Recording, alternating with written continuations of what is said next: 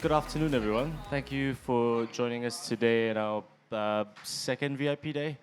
Today we have a panel talk with these four lovely women, titled Empowering Through Disruption, Women Shaping Web3. I'll hand it over to Zoe to sort of moderate the whole panel, and if you have any questions, stay with it to the end. Thank you very much. Thanks, Herman. Good afternoon, everyone, and welcome to our panel discussion today, Empowering Through Disruption, Women Shaping Web3. I'm Zoe Dulay-Peña, I'm moderating, and I am the Communications Director of bbase Design Group. We're a global eyewear design and production studio focused on sustainability and innovation. Last year, we released a series of NFTs in partnership with the crypto artist Radar 3000, and it was informed by the data of our Sustainable Materials Index. So I'm super excited. Oh, you can see it here, and it moves, it moves. This is a JPEG, and hopefully I can share more later on. I'm so excited to be here this afternoon with our distinguished panel, who's going to be shedding light on the various aspects of this rapidly changing industry. Panelists, it's so nice to see everyone today. And before we begin, if you would be so kind to introduce yourselves to our audience today.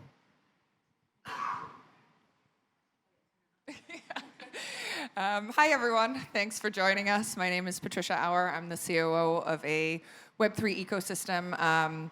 We're an infrastructure play company. We provide blockchain technology for consumers, and we try and make it super easy so that you don't even know that you're on chain. Our ecosystem includes an L1 itself. We're a DAG EVM hybrid. And then we have 3 dApps, so 3 applications for consumers, one of which is Airy. Airy is our no-code bulk minting or singular minting platform with a customer relations management system. And you can see in the background, you can literally just fill out a form and then tokenize anything that you want to. You can tokenize your dog, you can tokenize your wine, you can tokenize yourself if you would like to, and then you can track that life cycle. Later on, if the video comes back on, there's a little QR code with a promo as well. That's my one plug for today. Thank you so much. Thank you. Hi, everyone. I'm Michelle Gray. I'm the co-founder of Culture Vault. We are a Web3 marketplace that mint on Ethereum and Polygon. And we curate a series of digital artists from around the world, both emerging and established on our platform.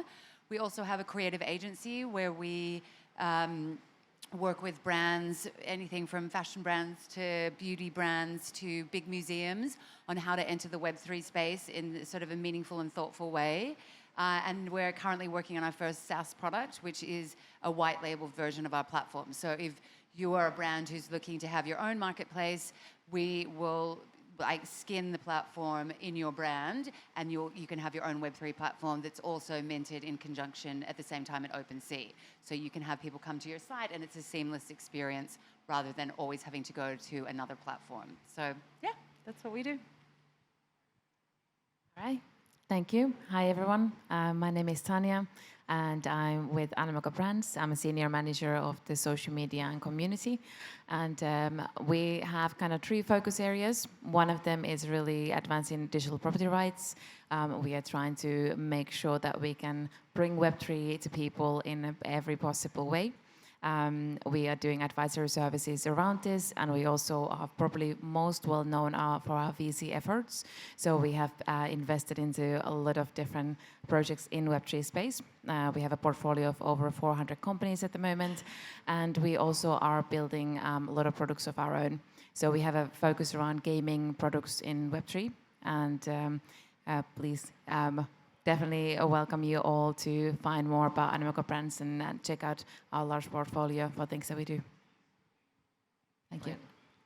Hi, everybody. I'm Caroline York, and I'm the Director of Marketing. Sometimes I think comms for some reason, because marketing, we do comms. Anyway, so I represent Gusto Collective. We're Asia's leading brand technology group. A lot of people go, what does that even mean? It's a whole term that's set up by ourselves 3 years ago. But ultimately, we leverage on the latest technology to help brands tell their narratives better. That ranges from things like AR, VR, XR, metaverses, NFTs as well, and we also leverage on our MetaHuman, who's actually exhibiting here today. So virtual influencers, we also run and operate their content. Now, for myself at least, I really enjoy this Web3 panel. I am definitely not as DeFi as these guys could possibly be, but what we aim to do is we're hoping to be that outer layer edge that gets the big brands to first adopt these technologies so that public adoption becomes much more seamless. Wonderful. Okay, let's dive right in. For me, who's not DeFi at all, who's not Web3 at all, I'm a spectator in a lot of this, in a lot of what happens in this space. I guess I would start from my personal curiosity. What are, for you, and based on your perspectives, what are the biggest differences between Web 2 and Web 3? And what are the biggest things that are driving this transition in this digital landscape? I pose the question to anyone, so you guys can take turns. Yeah. For me, the biggest distinction is more the ideologies and the concepts that underpin them. So in Web 2, for example, we are the product. If you're looking at social applications, Instagram, Facebook, all of these types of things, right?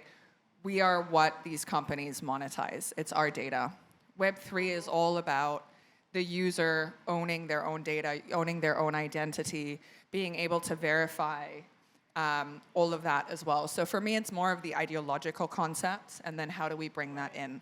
I think it's less relevant, actually, to think about as a user per se in terms of the technical perspective, right? It's more about, like I said, going back to those fundamentals of owning what you create and having that immutable on record that no one can change, which you currently can in Web 2. And so it's more surrounding that. So you stole my answer. It's literally exactly what I was going to say. We work so much with digital artists, and it's the same thing that we always tell them. You know, Mark Zuckerberg owns everything that you post on Instagram and Facebook, and there's no real sovereignty around your work. And so this idea, of course, of creator-owned content, but also the idea of transparency in terms of transactions, and also provenance around work, especially with art or digital art. It's that sort of layer of being able to see transactions in real time, on chain. Also, and I know this is sort of a difficult space at the moment. When I first came in 2020 or early 2021, a huge reason why I loved Web3, especially with regards to artists, was this idea of creator royalties in perpetuity. So that was a huge thing that I was always kind of really advocating for, and a big voice box for. And then, of course, I don't know how much you guys are in touch with what OpenSea did and what Blur did, and they kind of really took that away. But Culture Vault, which we are also a Web3 platform, we always honor creator royalties in perpetuity. And so if you're an artist or if you're a consumer and that kind of ethos or that ideology is really important to you, I think it's good to look for platforms that do honor creative royalties on the secondary market. So again, that's a bit of a gray area. But that was sort of a big difference for me between Web 2 and Web 3 as it relates to the art world. Got my own.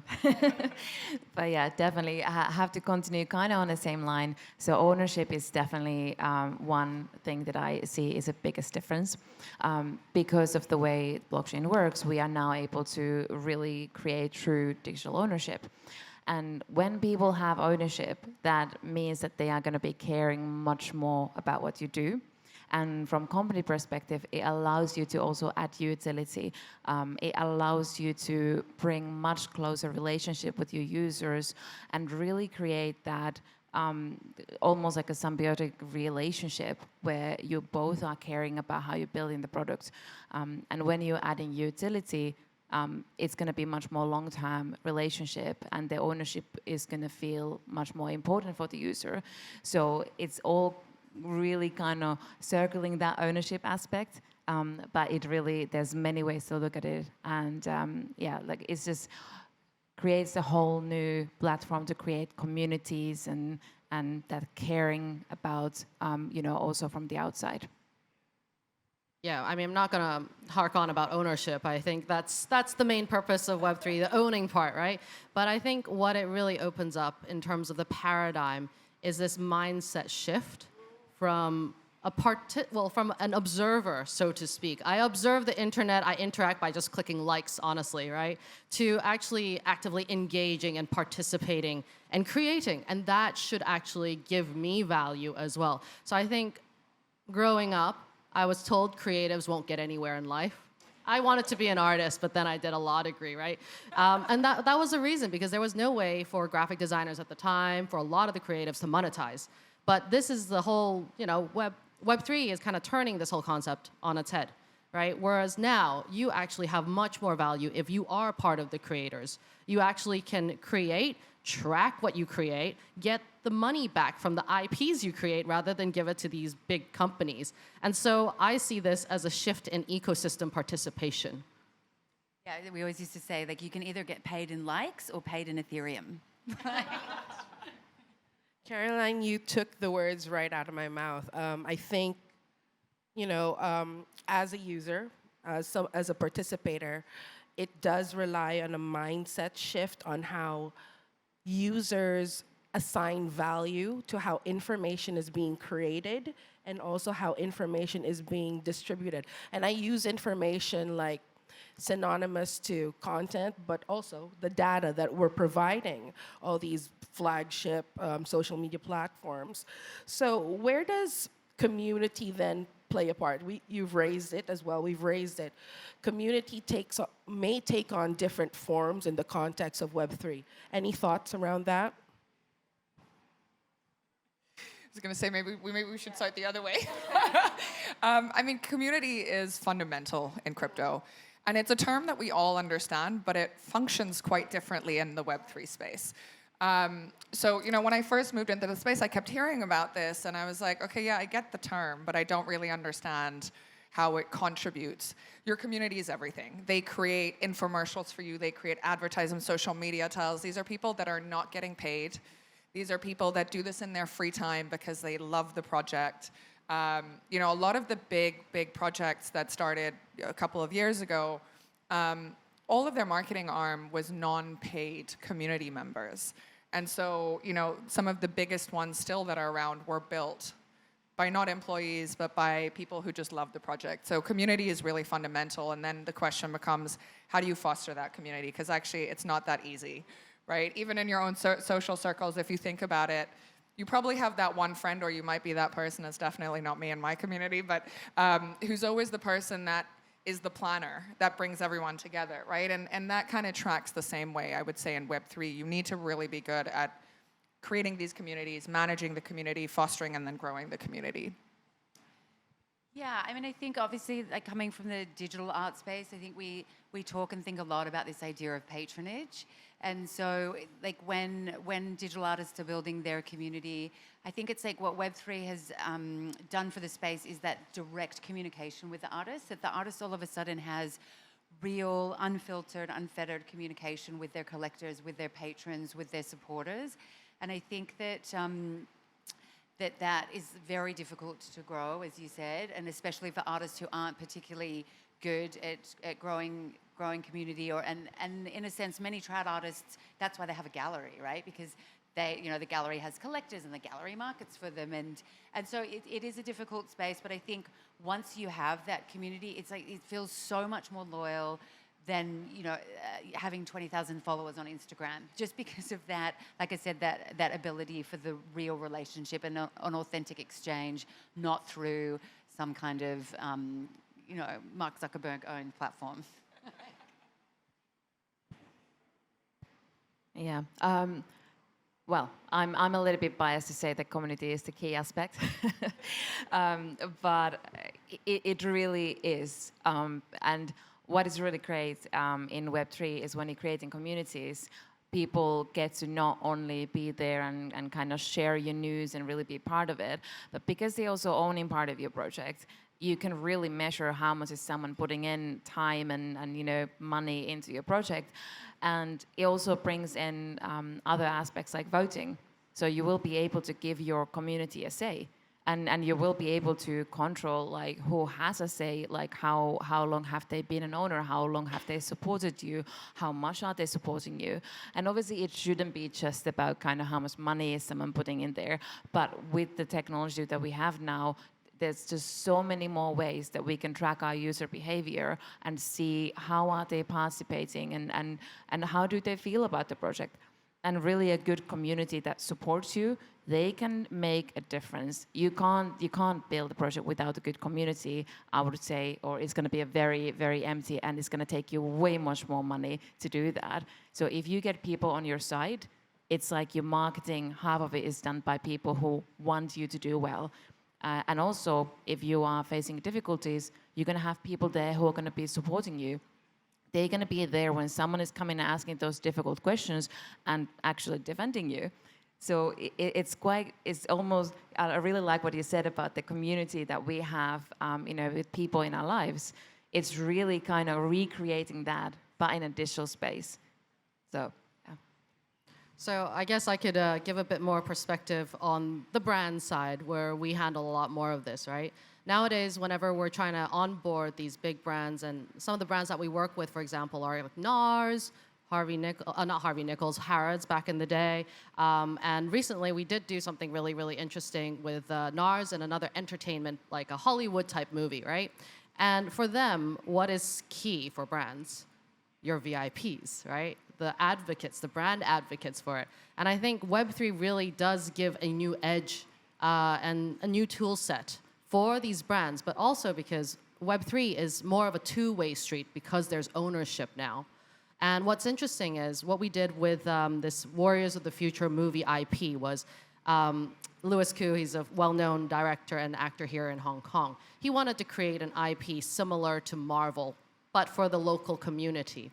And so he has a wide base of fans already, but how to get them to get even more engaged? They'll show up when you're at an event, but there's no value for the fans except, oh my God, I get to see him and take a photo, and that's about it, right? But then with the Web3 community that we're actually handling for him right now in the Discord space, they get to participate, not just the normal, hey guys, there's a 10 giveaways of this. When they participate, they actually get rewarded in tokens as well. And so then it becomes a true discourse between a brand and its fans, and the fans then also become part of the creators in the brand ecosystem, which then it's really fascinating, right? You're getting interesting merchandise now that the fans themselves or the brand advocates themselves really push for. And what better way to market your brand than to have true devoted advocates who belong to you too? So this is how we're actually seeing this community space coming together. That's great. I think then community takes on almost like a very disruptive element when it comes to Web3. And we hear this term a lot with Web3 about disruption. And I guess I'd love to see and hear what that looks like to you outside of community. It's very community driven, but outside of community, how does that feel for you in the space of Web3? Does being a woman showing up in this space also lend to that concept of disruption? So it's a bit of a theoretical, cerebral question, but I think it's important for a discussion. We're starting this way, right? Okay. All right, so in terms of disruption, right? I mean, a lot of the times when we talk about disruption, you're saying like, oh, we're shaking the cores of the earth, right? But for me, it's just moving the needle. Honestly speaking, progress is through moving the needle and to get comfortable with the uncomfortable. That to me is disruption, and I was very uncomfortable going into the Web3 space. Granted, I was always a conservative, even when it comes to investment. So when you look at NFTs and things, I was like, whoa, what is this? That was the first thought process. Does it even work? It wasn't until I was actually in this company that I had to get even more engaged and to understand it further. And disruption on this sense, it's also for me, being able to communicate all these new terms without the jargon so I could get more people to understand what we're trying to build here, right? Because ultimately, if we're in our little sequestered circles, we're like, yes, layer 1 protocols. Nobody understands us, and we're not making a dent in the wider ecosystem. So in all the different ways I try to communicate, be it through the Web3 side, be it through women empowerment. I want to make sure everyone gets the tool sets, gets the education they need in a simple, bite-sized manner. So that's how I try to disrupt within my circle of influence. Yeah, so I'm kind of coming to this from two different directions. One is I feel that we should really make sure that when we are, talking about disruption and we're doing something big, we're also not making it too big. It's kind of like you're trying to sell a TV and you're explaining to users how does electricity work. So I also like that we should really be mindful that when we're taking this out, we don't scare people. But at the same time, we are building something really new. We have kind of way more new tool sets in our hands to build like a new economical models. We can include people in a completely different way. And I feel that when you're doing something new, it means that like this space, it hasn't been molded yet. We don't know how it's going to look like in 5 years' time. And that means that you have space for new ideas. You have space for very different kind of people to get in. And being in a space where it's, like Animoca, we are focusing a lot on gaming. So it's finance, tech, gaming. Definitely not a lot of girls there. So one way that I have tried to, and I'm trying to support this movement as well, is we started a social group that is focusing on women in Web3. Anyone interested, please come and talk to me after. But we're trying to create a safe space, and it's not just about like, oh, let's get women in there, but creating a space where you can go and kind of ask questions and find other people who are maybe in the same situation. And we're also working very closely together, for example, with our male allies in the company. So it's really about creating a space that is open for everybody and for very new ways of thinking instead of just kind of doing what has already existed before. They're all very good answers. I don't really think that, I'm disruptive at all. I came into this space kind of kicking and screaming. My co-founder, Sam, is the true disruptor and tech guy, comes from a very traditional cultural space. I'm, always learning about this and never, in front of the 8 ball in terms of new tech. So, I guess I'm going to disrupt the question. Like, I've seen a lot of, companies and brands that we've worked with that love to throw that term around and never disrupt anything, So I would say, and I don't know if you agree with me, brands that come in and they think that they want to, let's do something in NFTs, let's disrupt this place, and then they don't really do it thoughtfully, and it ends up being the biggest mess up. And I won't name names, but we worked with a huge beauty brand, this beauty brand out of Paris and LA, and I think they initially wanted to be disruptive, and then the whole thing snowballed because they refused. They started to get very fearful, and then they wouldn't promote the project because as soon as they got one comment about how much everyone hated NFTs, they pulled back. Anyway, so my point being, I think disruption is about being able to do something and not fearing the backlash, and being so convinced that Web3 or whatever it is that you're doing is the right thing that you don't care about the naysayers. You don't care about the people that, think you're doing the wrong thing or say horrible things about you. So anyway, I don't really know if I answered that question. It's a great answer. I think to me, disruptive just means disrupting the current way of doing things and being cognizant of that there are other ways that you can get to the same goal. Right, and I think it's interesting because for me as well at NES, especially at the start of the year, we were talking to a lot of big brands, very traditional brands, and they were all saying the same things. We want to be disruptive, NFTs, and everyone was FOMOing in, but then they actually weren't being very strategic about it, or they weren't finding the right language, right? Because again, NFTs are just a collectible, right? In another definition. So I also am a lawyer by background. We like to define things, so that there's nothing subject to interpretation. But you can define things in a number of ways. And currently, the way that we have been defining things in Web3 and blockchain is very tech-specific. But that's actually irrelevant. It's what does that technology help you do, and what purpose does it help you get to, or what goal does it help you get to? So, we started this conversation with what's the difference between Web 2 and Web 3? If you care about ownership, and some people are going to say they don't, right? So for the standard, social media users, they're going to say, and I've heard this often, they're like, why do I care about owning my data? Unless you tell them their photos are going to be kaput and gone. Yes, then that's a different story. But of course, when you're speaking to a creator whose business is to create and then sell those things, they're very much going to care about the ownership, the verification of that, the provenance. So our technology as well includes a lot of provenance stamps. And for anyone that's not a creator, they say to me, why do I care about this? Why do I need to have a stamp on there as authority to say, like, this is something that I created and I own the image, I own the smart contract behind it, right? So I think it comes from your, your background and your perspective on why you would want to utilize some of this tech. And if you think about it that way, that to me is already disruptive. How are you doing something different? That's my answer. All great answers. Tanya, yes? Yeah, no. One thing I think we really need more is understanding. Because what you guys were saying, we are seeing this a lot as well with brands who are interested in getting there, but they're kind of really not ready to get in there. No commitment. Exactly. And in a lot of ways, it's about they don't understand yet what are they actually doing, why are they getting into there. So we need to make sure that people are understanding all the benefits that blockchain is bringing and why is it beneficial, just to kind of find that extra courage. Yeah, you want to take this a little further out to the theoretical part, right? Let's do it. Let's I do mean, it. basically what you're saying right now, exactly what you're saying, Patricia. People need to understand first and to actually care about the stake that they have in it. I think Web3 gives a very interesting perspective because you do have stake in it now.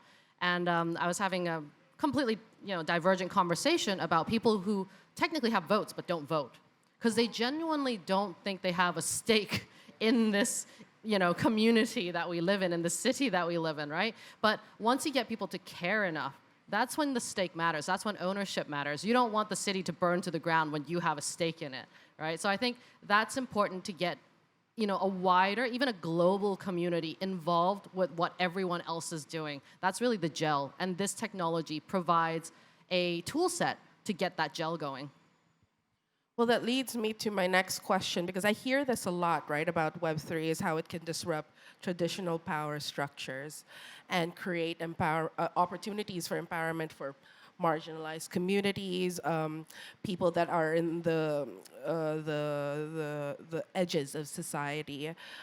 What are some of good examples you've seen of that so far? We'll start this way? Okay. So, for example, I'm going to do a little bit of a plug for our MetaHuman here. So she worked out an art piece with Rosewood, and now Rosewood is donating that NFT art piece to the Women's Foundation, right? So one of the initiatives that we're doing with the Women's Foundation is to support this program called Girls Go Tech.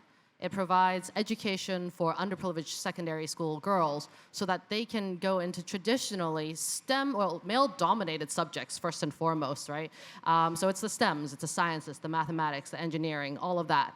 It is the most frightful, actually, even now when I talk to a lot of these girls, the terminology scares them. They think it's traditionally the guys do it. There's so much bro speech in this space. So giving them that leverage, giving them a safe space where they can ask the questions and not fear being like sounding dumb, like you're just a dumb girl, right? So I think that is a great initiative that we're supporting. And through this NFT process, and that's where the royalty part really, really kicks in, every time this piece resells, a part and proceed of it goes back to the Women's Foundation to keep funding their activities. So I think that's one way I can see us helping marginalized, underprivileged societies, female societies too.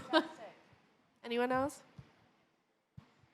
Great example. Well, us being focused on gaming, one where we definitely see not necessarily just privileged communities, but anyone who's using their time on Web3. Let's say you are spending 10 hours a week playing a game. Before you didn't get anything for it.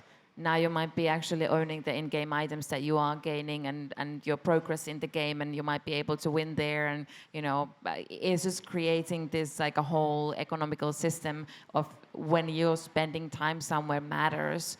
And while it is still in kind of its early stages, there's so much possibilities. And we've seen this in some countries with low income where people have made, kind of a lot of, like really changed their ways of income from gaming. obviously, like said, it still needs a lot of advancement as we go forward. There's things to find out how to make it kind of more sustainable. But there's ways that ownership will really change a lot of people's lives. I mean, I think this is like a really controversial idea, to be honest. I think there's so much barrier to entry based on jargon and not understanding crypto or blockchain or NFTs. And when we talk about marginalized communities and impoverished communities, many of them don't even necessarily have access to computers. So I think like the biggest barrier to helping marginalized communities is education. And so like I don't really see how this technology can be so helpful to them if they don't even understand it or don't even have access to the tools by which they can use it. So I think, like I said, it's a very lofty ideological, sure, we can set up initiatives like yours, Wow Pixies, World of Women, and it gives back. But as that's just sort of, we're funding, we're giving funds to communities and charities. But how are we actually helping them out? It's sort of like, give a man a fish or teach him how to fish. So like, what are we doing? Like, what are the infrastructures? What are the educational platforms that we're using to actually teach marginalized communities how to leverage and how to capitalize or how to use this technology to help them directly rather than just receiving funding from projects that have done really well? Some of the projects that I really loved and made me stay in the space, because I actually fell in this space, are actually projects where, for example, there was a project in the African continent where for seasonal workers who didn't have access to fiat money, where essentially the token model would account for that.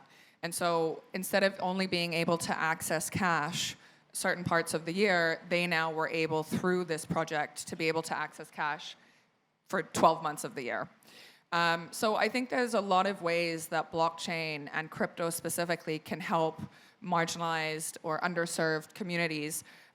It's just that, and this is my slight bugbear within the industry, is that doesn't seem to be the sexy, exciting part for most founders, right? They want to have these crazy decentralized finance protocols that give you 150 APY and all this yield and stuff, when really, if we think about it from a humanitarian perspective of inclusivity, diversity, access, and this is the great thing about it, and I take your point where not everyone has access to the internet, but if you do, anyone can spin up a wallet.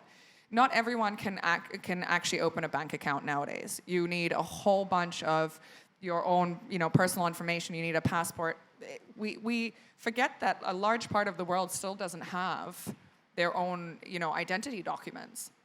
But these types of people, they wouldn't be able to get a bank account, but they would actually, if they had access to the internet, they would be able to get a wallet. And so that I think is, in a way, and I mean, maybe this is just kind of what I've seen, but I feel like especially the younger generations, like I look at my two nieces, at the age of 2, they could they could do a whole bunch of stuff on the iPad with no one teaching them. I do think there's an element of people figuring it out. Same as with, to an extent, if you wanted to learn, and this is something that I always say to people who ask me, how do I get into this space? Start going to meetups. People are phenomenally friendly at meetups. It actually warps your reality. I would, yes, yeah.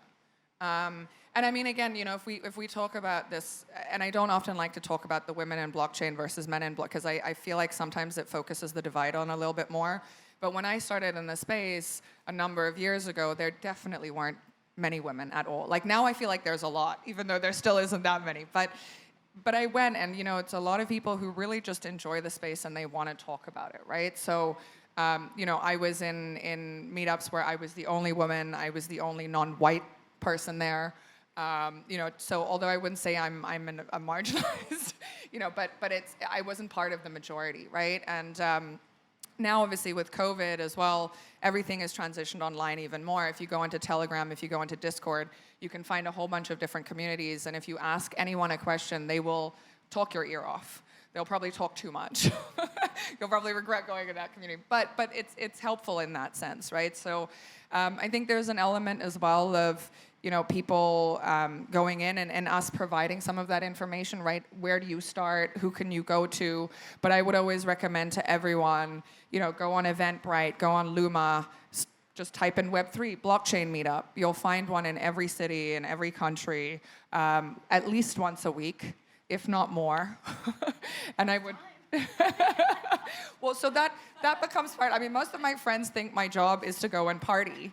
But I'm always like, no, these are meetups, and I actually get business done here. So, but yes, it takes up a lot of time on that side of things. Interesting. I mean, I think just going back to what Caroline mentioned about Girls Go Tech, I think a lot of it, to balance out the perspectives that we have on this panel, is about integrating this into fabric of education, society, so it starts when they're this small. We talk about being digital natives as well. There's a new kind of digital native, as you mentioned with your niece, but I think especially, especially, but for those that don't have access, whether for financial reasons, economics is a hard and complex thing. When there are solutions like Girls Go Tech that partner with the education system, hopefully those are solutions as well on giving accessibility to marginalized communities, because it's about decentralization, right? Decentralization of a lot of power, information. So let's shift gears a bit. Tanya, so blockchain and crypto have changed the entertainment and gaming industry a lot. My question really centers around, first, selfishly again, what makes a great game? Because you mentioned something about how I could have been paid so much for all the time that I spent playing Animal Crossing and The Sims and all of that, So I feel very wasted with my time on that now. So what makes a great exciting game and investment as well, based on your work in Animoca, but also with regards to the digital medium and blockchain and Web3, how they enhance each other? Is it a symbiotic relationship, or is it more one or the other? Okay. Let me hopefully get all of your questions. There was a few there. There's a really good point actually when you're saying, you're feeling now like, oh, I kind of wasted my time because I didn't get something out of playing these games. And that's really the mentality that we are hoping to see on a lot of people as we go forward. That's the mental shift that we're waiting, that people start to have that, not only, oh, this is cool, I can get something, but that expectation. Now, what makes a good game? I'm not going to get into the investment side. There's other people who are going to be better answer those questions. But what makes a good game really depends on who you are selling it to and who is your audience. We are building quite a few different ones. So obviously we have multiple different audiences. And it really depends on who is going to be playing it. So there isn't really a one, success code there. But what we really believe in is the utility aspect. So it's really that, like bringing that other layer into gaming where you are able to, get something for the time that you're spending in there. And also another thing is your digital identity, because we already are spending so much time online. We are having our profiles on God knows how many social platforms. And that identity is becoming stronger and stronger. And now with Web3, we can also increase that. So they are going to be really working together, because Web3 is going to allow people to create much more stronger identities, show where is the time that they are spending, going into, what do they support with their investments. And when you're building that stronger digital identity, that's going to make you spend even more time in the digital, environment. So they're really going to be feeding off from each other, and in that way exist together. I'm not sure if I caught all of your questions there. No, I think you sidestepped it a little, so we don't get like the secret stuff. No, I appreciate it. I appreciate it. Thank you. I think then, with regards, based on all the games that you are investing in, it seems like obviously Web3 attracts people from all walks of life participating and also working in it. And Patricia, I wanted to delve a little bit more into your background. You were a lawyer and came from corporate finance in the past. And then I read that you ran away with the circus. I did, yes. So I'd love to hear a Not little to bit. be confused with crypto, different circus. Yeah, so I was like, what is this? And I'd love to hear more about your story. Sure. So I was a lawyer for about 12 years of my life in investment banking. And although I definitely enjoy parts of law, I think any lawyer can tell you it gets quite grinding and grating on you after a while. It's quite stressful. At a certain point, I think every single lawyer became a regulatory and a litigation lawyer. So I was caught up in many, many disputes. My whole life was just contentious. In my free time, I did circus arts. And I thought, you know what, before I get really old and ancient, I'm going to go off. And so I got a part in a circus troupe in Peru. And I went and did that for about 8 months. It was fantastic. Absolutely enjoyed it, and then came back and had realized I didn't want to go back into finance. But I think, as so many people, and I think this is where actually a distinction does come in between the sexes, right? I think men have either less fear or they don't lean into the fear as much, whereas for a lot of women, we think about it a lot. We're like, ooh, but I'm not an expert in this. I don't know how to do this. And sometimes I think you just have to fall with both feet forward first and try and figure out and trust in yourself that you have enough transferable skills to be able to do that. Managing a team is managing a team, whether you're managing a team of lawyers or you're managing a team of devs, right? Those are all transferable skills. So, and that's kind of how I found crypto, after the circus, the second circus, I would always say. That's funny. How about, all of you have had your lives before crypto and blockchain. And this tech has influenced so many industries. My question is really the opposite of it. What industry hasn't been touched yet by Web3, and what are the opportunities around it?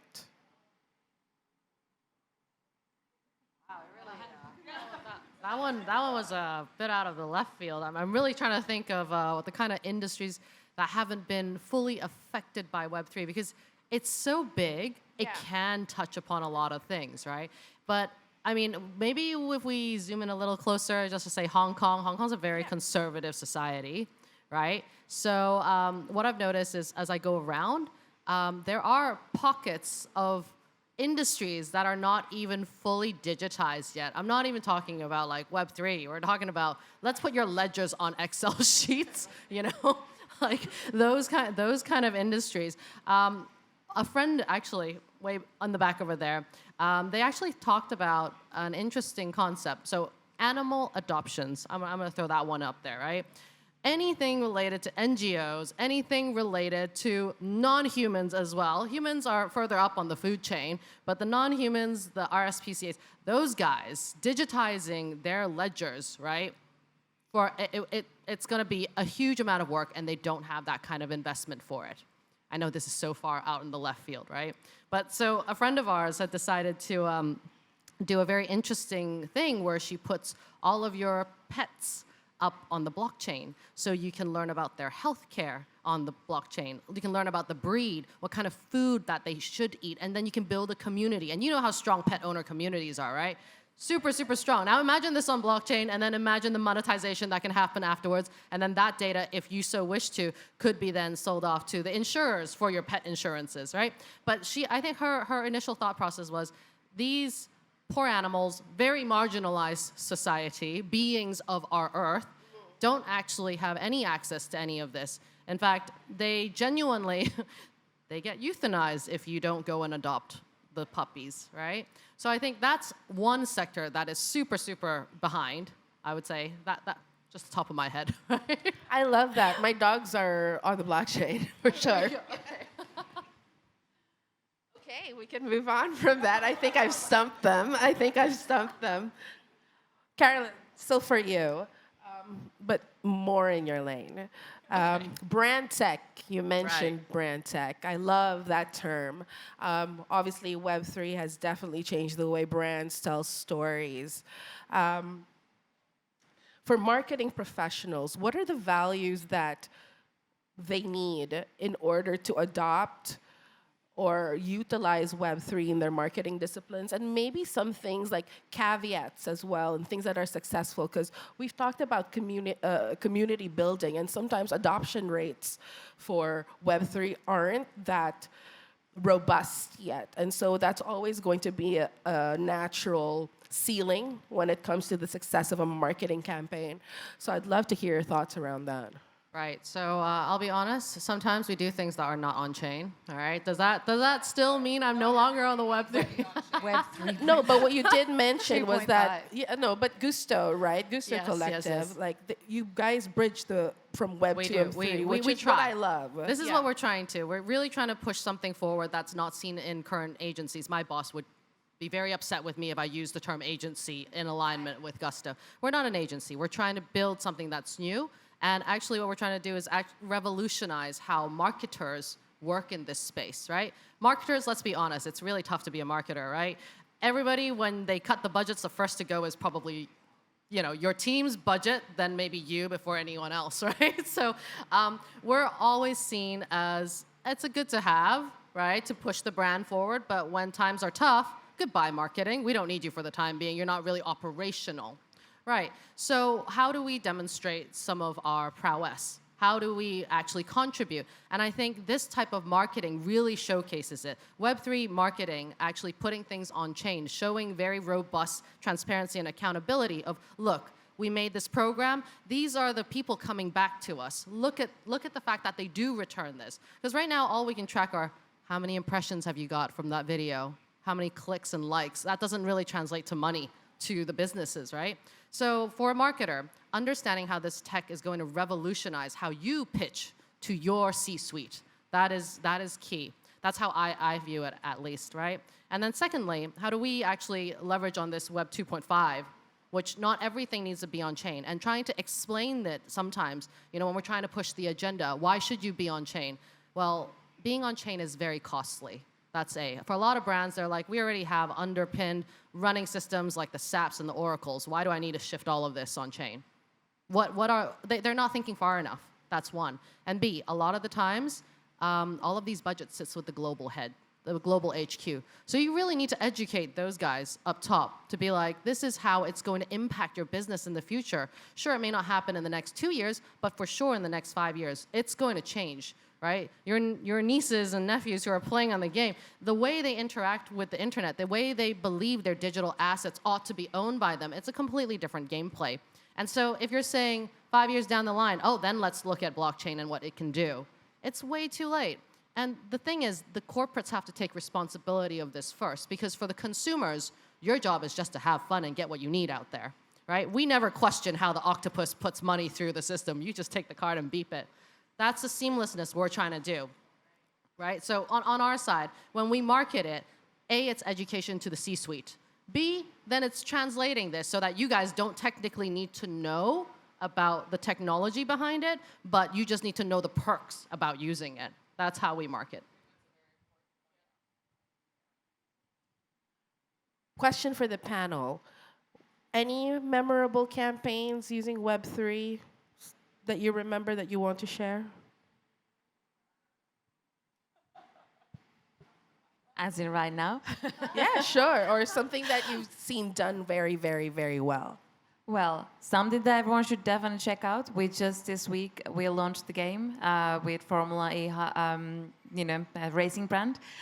So it's called Formula E High Voltage. We do have a tournament going on where you can go in there, you can race, and there is quite a bit of tokens there available as well. So that's one thing that I would recommend everyone to go and check it out.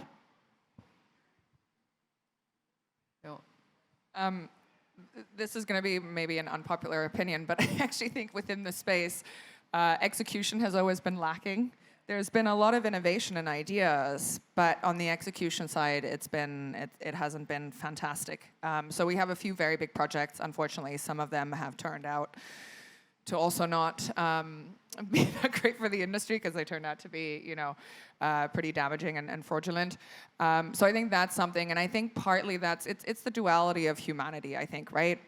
Crypto lends itself to making a lot of money very, very quickly, if you do, and that attracts a lot of people in the space. And I think sometimes that incentive then means people aren't really strategic and planning things out, properly on that side. So in terms of campaigns, I think that there are some very successful projects that have executed fantastically. I don't know if campaign, specifically in the marketing sense, I actually haven't seen anything yet that I think is amazing. Or to be honest, that really, again, back to this point, not everything needs to be on chain. We can live in this world where we're using the technology, but not everything is on there because it's not necessary or relevant, right? And it's still helping to disrupt or propel or revolutionize. I don't think it's binary in that sense where it's like unless everything is on chain, So I would say that. Yeah, I think there's been so many projects out there, and it's hard. I think that what's happened with NFTs in the blockchain space is that the metrics of success are about how much money a project makes. Especially within the art world, and obviously it's very different than a brand making a project, an artist making a collection. And I think in a way, like the hype cycle kind of it gave NFTs such a bad brand name in the world of digital art, right?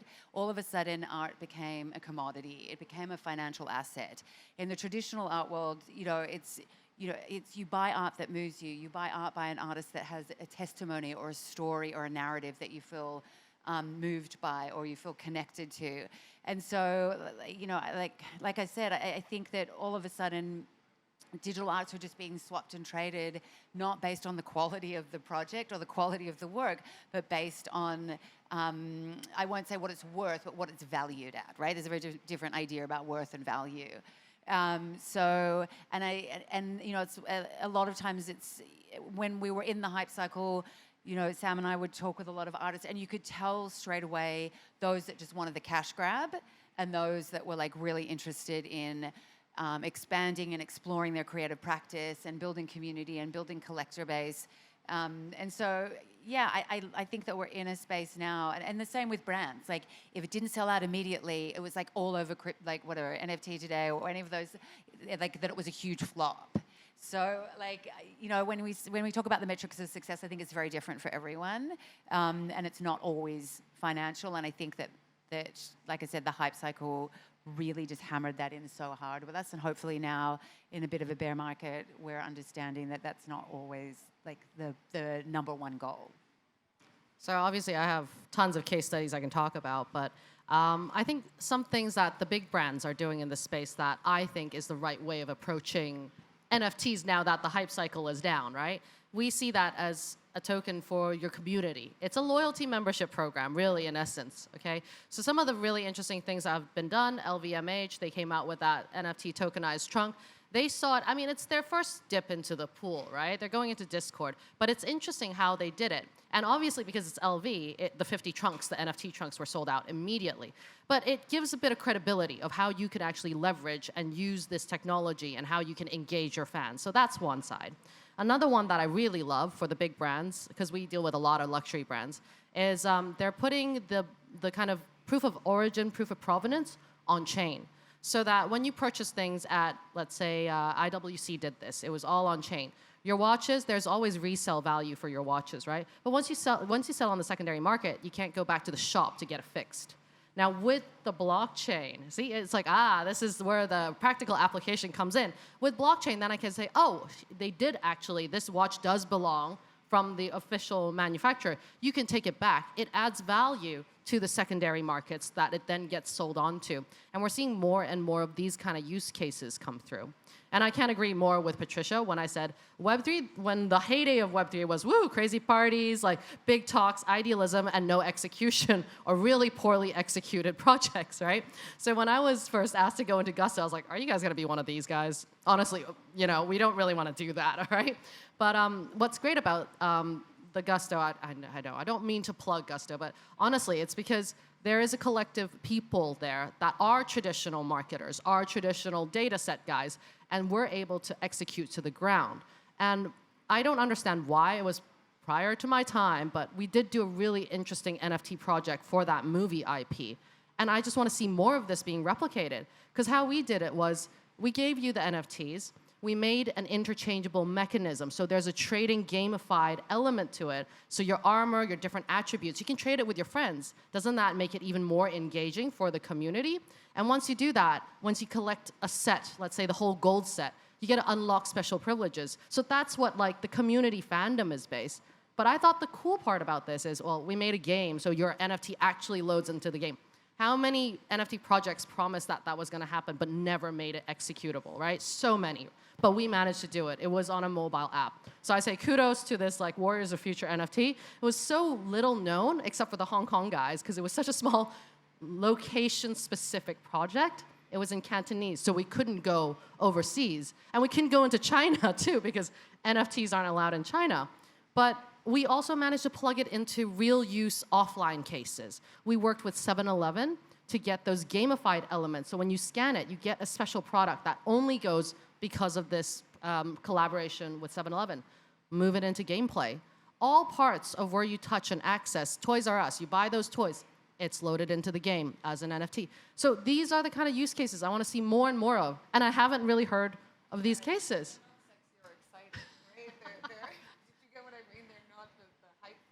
Right? But Pokemon could totally do this. That's what I'm saying. You guys can do this.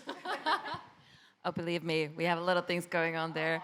And talk about that not so maybe sexy use cases, but one that I really like. We have this project called Open Campus, where we actually, we have teachers who are creating courses for education. And then those are actually being sold as an NFT. And this is already happening. So, as we all know, teachers should probably be paid way more than they are. So it's creating like another actual ways for people to make income by doing their work in a different level. Great. Michelle. Sorry, you look terrified. We're wrapping up soon, but I wanted to ground this conversation back to where we are, which is the Digital Art Fair.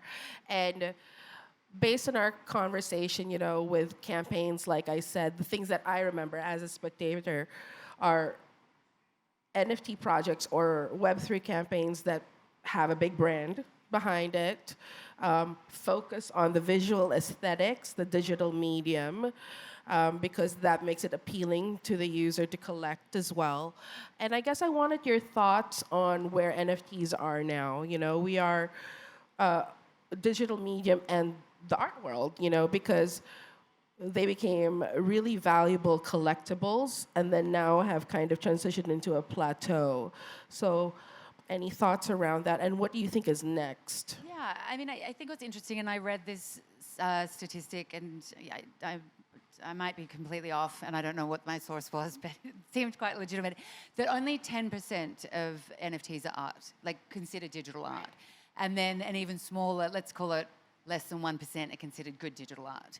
So, the rest of the 90s are PFPs, branch projects, memorabilia tokens, et cetera, et cetera. So I think that what I can speak to, what we do, which is obviously digital art, that digital art, even as a medium, is in its infancy. And you think about how long other forms of art, let's even say video art, which is probably the most recent that took a while to mature. I want to say in the 80s, everybody kind of eschewed video art as not being relevant, not being true art. And now there's not a single institution in the world, major institution in the world, that doesn't own video art. And I think digital art is in a similar place where it's in its infancy. It's going to take a long time to mature. it's not there yet in terms of, probably where we are with figurative painting or abstract. I think that unfortunately, what happened in the hype cycle and what's happened, I'm sure we've all read that 98% of NFTs are worthless, or that stat that came out a couple of weeks ago. Like it just gave such bad branding to digital art, because digital art doesn't have to be an NFT. It's just a mechanism by which to buy, sell, and trade a digital asset.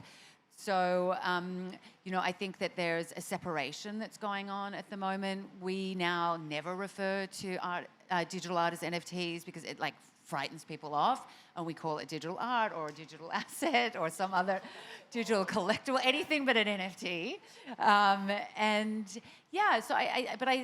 What I think in the space that's happening is there's so much innovation, and what digital art, and we've talked a lot about this, it has the opportunity to collaborate in a way that other artistic mediums don't necessarily. If you're a painter, it's very rare that you're going to collaborate with another painter or illustrator in your work. It's a very solo practice.